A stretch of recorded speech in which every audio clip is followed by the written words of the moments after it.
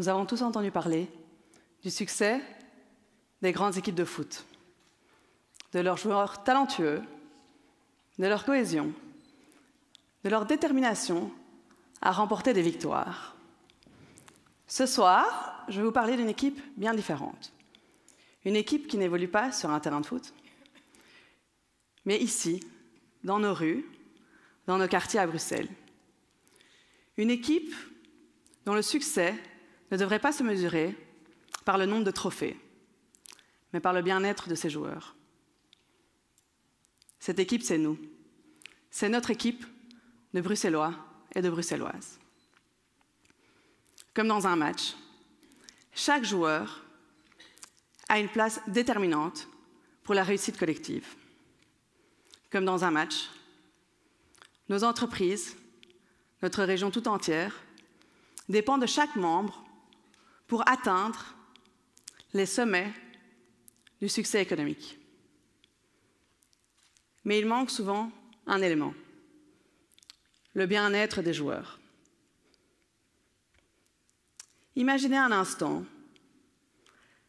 qu'un entraîneur néglige la santé de ses joueurs. Que se passerait-il? Que se passerait-il? Les blessures s'accumuleraient, la fatigue deviendrait insoutenable et l'équipe terminerait par s'effondrer. J'ai moi-même fait partie d'une équipe de foot. Pour s'entraîner à marquer des buts, on a besoin de plusieurs éléments. D'un terrain, d'entraînement, d'un staff et de sens. Oui, marquer des goals, c'est important. Cependant, si ça se fait au détriment de notre santé et de notre environnement, à quoi bon? Il y a 3 ans,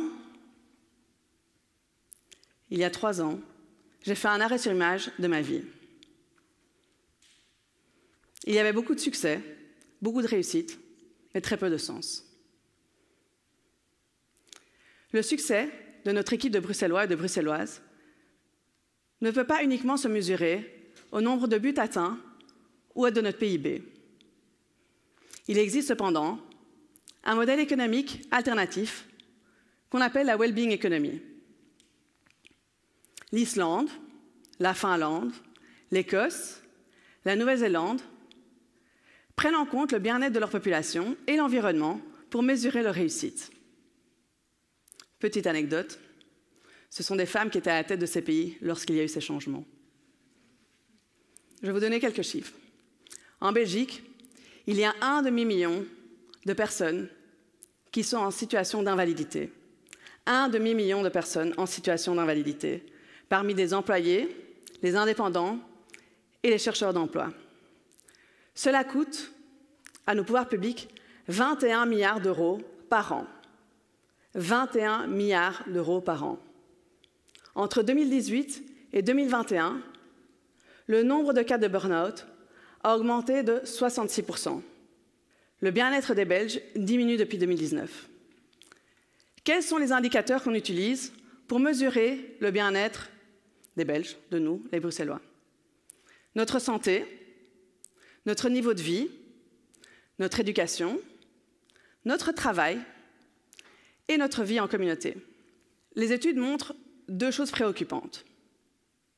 La diminution du bien-être est due à la détérioration de l'état de santé des Belges.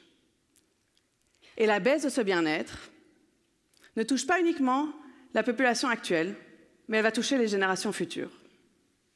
Alors il est primordial de prendre en compte le bien-être dans le plan de relance économique. Imaginez des ateliers en communauté pour développer le développement personnel de nos citoyens. Regardons autour de nous.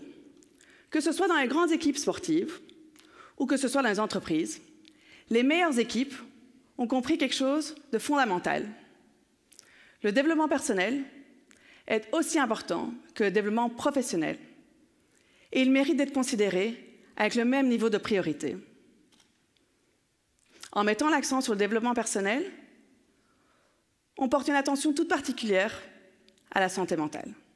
Imaginez Participez à des ateliers qui vous permettent d'être dans l'instant présent, qui vous permettent d'apprendre à respirer, qui vous permettent d'améliorer votre sommeil, qui vous permettent de mieux vous alimenter.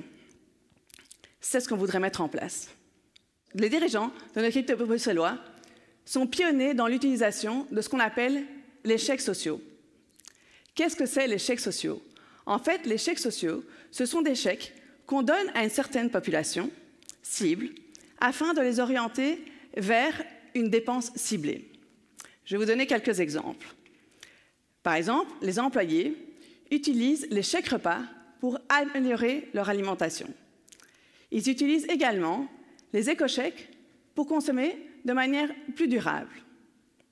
Vous, les ménages, vous utilisez les titres-services pour rémunérer de manière plus équitable vos aides ménagères. Il existe aussi d'autres exemples très inspirants en Belgique. Par exemple, les chèques sport de la ville de Liège pour inciter les jeunes à faire plus de sport. Ou les passes Wallonia utilisés par la Wallonie afin de relancer le tourisme après la pandémie. Il existe aussi des chèques utilisés pour la santé. Par exemple, au Texas, on accorde des chèques à des femmes luttant avec leur santé mentale pendant ou après leur grossesse.